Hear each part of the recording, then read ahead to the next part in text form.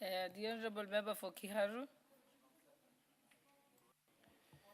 Thank you very much, Honorable Speaker, for this chance. And from the onset, it's good that I make it very clear, having served in the same capacity that we are debating today, that most of my views will actually be towards the owner of the fiscal policy in Kenya, which is the executive. Because it will not be very polite for you to start then casting aspersions to the same people you served with. And therefore, most of my comments, Honorable Speaker, from the onset, is on what the executive can do better, basically because I've been there and I know, as Honorable Udo put it, the budget of the country, the relevant committee actually makes changes less than 1% of it. And therefore, the entirety of it and where the meat is not up out of the minimal changes that are made in Parliament, but out of our fiscal policy.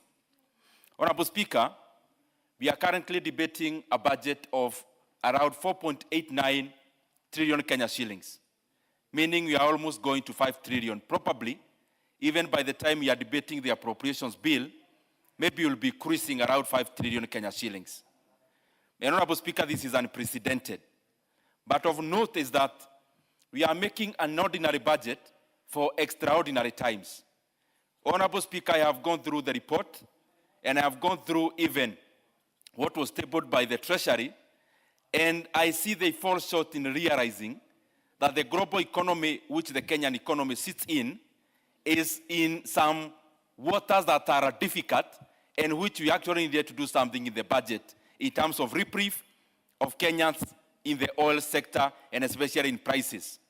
I got the opportunity to appear before the committee and also the finance committee, and I'm sure I'll be pursuing further processes inside of the House, and especially as we debate the finance bill.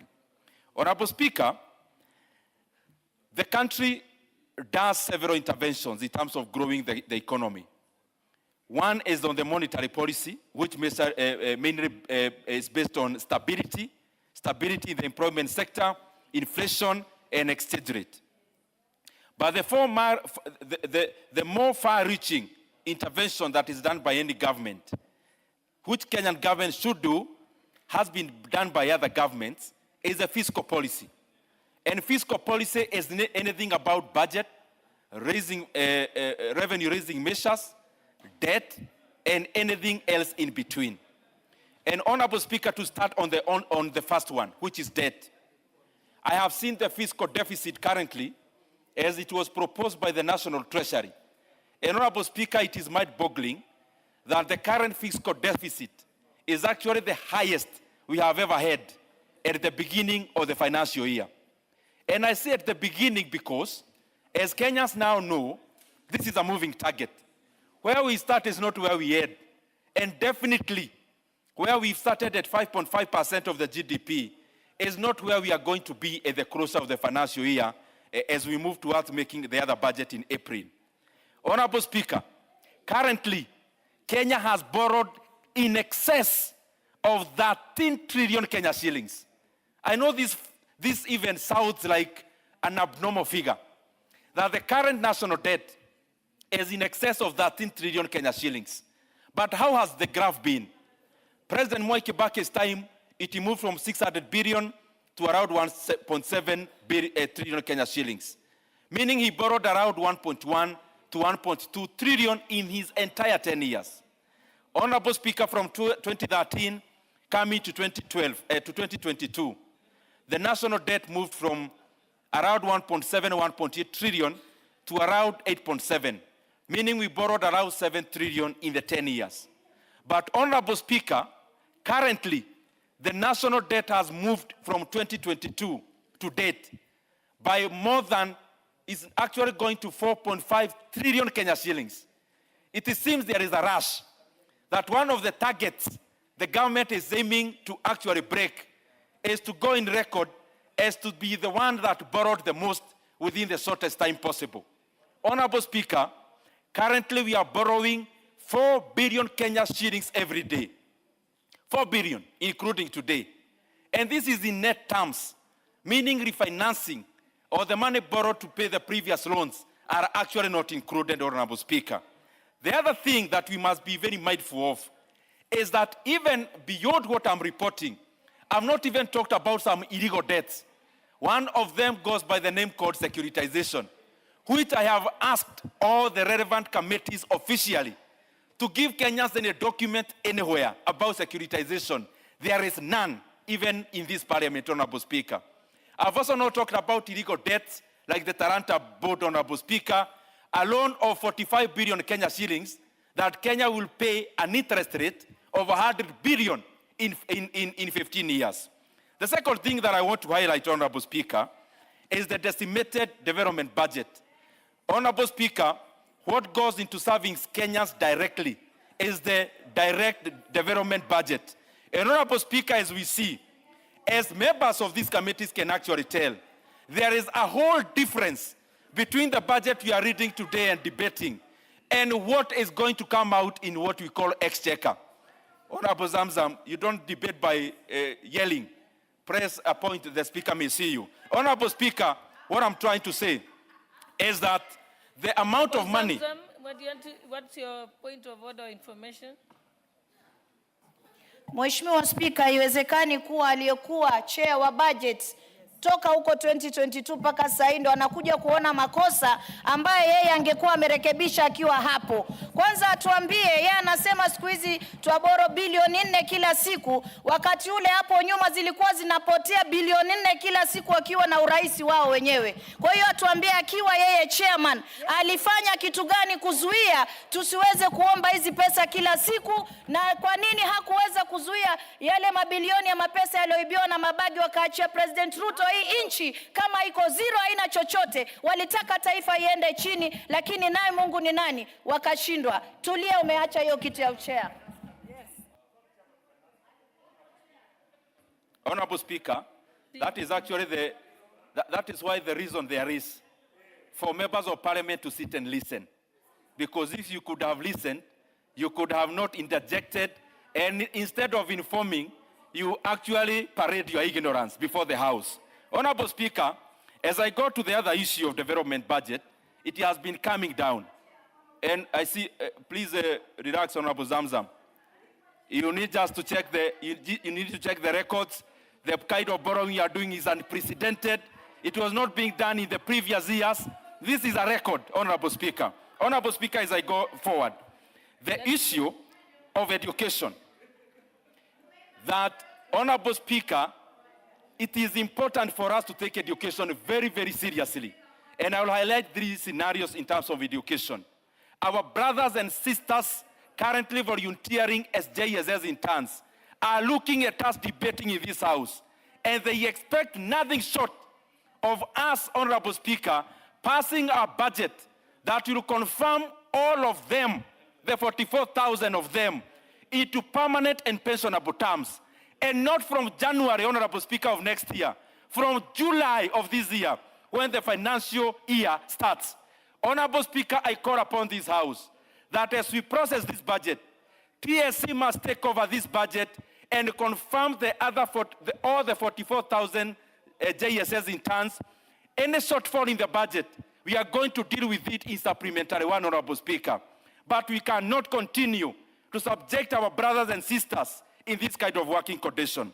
The other thing, Honorable Speaker, is in terms of NEC. The people who marked our exams are yet to receive their remunerations. Honorable Speaker, currently, we are also budgeting for another deficit in terms of that budget. It is important that we know that these are Kenyans who deserve to be remunerated and in time. The other thing is capitation. As we debate here, and the more the reason I talked about fiscal deficit, which is 5.5%, that we are debating here knowingly that the capitation budget in Kenya, as we are proposing today, is short of 50 billion Kenya shillings. So we are basically saying, oh, take this amount of money, we know there is a whole of 50 billion Kenya shillings, we'll deal with it. The same way we are going to deal with it, we also deal with JSS in terms of their confirmation. Honorable Speaker, there is something about village elders. Honorable Speaker, village elders deserve more than 3,000 Kenya shillings. This is an issue we have debated ever since. And it wasn't done then because there was no framework. The framework came about last year, Honorable Speaker. And out of the participations that we had done, Honorable Speaker, in terms of public participation, we expect the village elders to get at the very least 8,000 Kenya shillings, Honorable Speaker, per month to reward them for the good work they do in terms of our security. Honorable Speaker, as I go to the finish, as we talk about these specifics, it is important that we know that our fiscal policy has a direct ramification on what Kenya becomes. As we talk about this budget today, Honorable Speaker, the once giant, economic giant of the region is now sliding. That now Kenya has slid to number 7 largest economy in Africa from number 6, Honorable Speaker. That even in this current year, the projections is that Kenya will grow slower. But let's even deal with what is already there. That in the year 2025, of all our regional neighbors, Honorable Speaker, the Kenyan economy grew the slowest. That in Tanzania with elections, they grew by around 6%. Uganda with elections, they grew by around 6.5%. Honorable Speaker, Ethiopia grew higher at a faster speed than Kenya. That Rwanda grew actually by double digit in the last quarter of last financial year, cumulatively growing by 9.4% last year. Honorable Speaker, whatever we say in political rallies as leaders, painting a picture that do not exist, many times the figures betray us. And this is why I'm facing this government and requesting them, and even the National Treasury, it is now time that we put money where Kenyans are, so that we grow our economy, Honorable Speaker. And where Kenyans are not, are unknown. We have seen the government is talking about, fiscal consolidation. Just let him finish his sentence and then you stop.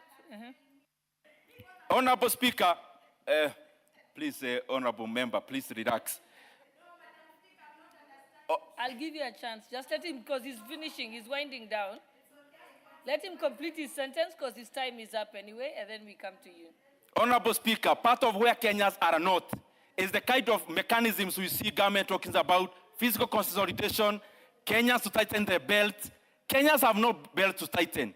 The belts that are available to be tightened is the kind of budget we have seen in big offices. In these estimates, Honorable Speaker, that an office that used to have 4 billion Kenya shillings in annual budget, now they have a budget cruising 20 billion Kenya shillings as of as by the end of last financial year.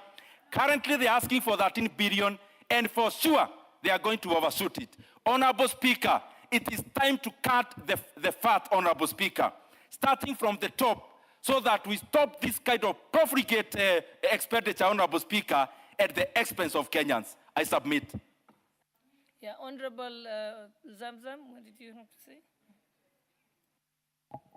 Asante sana Mheshimiwa Spika, na mimi niweze kuzungumzia budget ambayo imeletwa bungeni ya 4.89 trillion.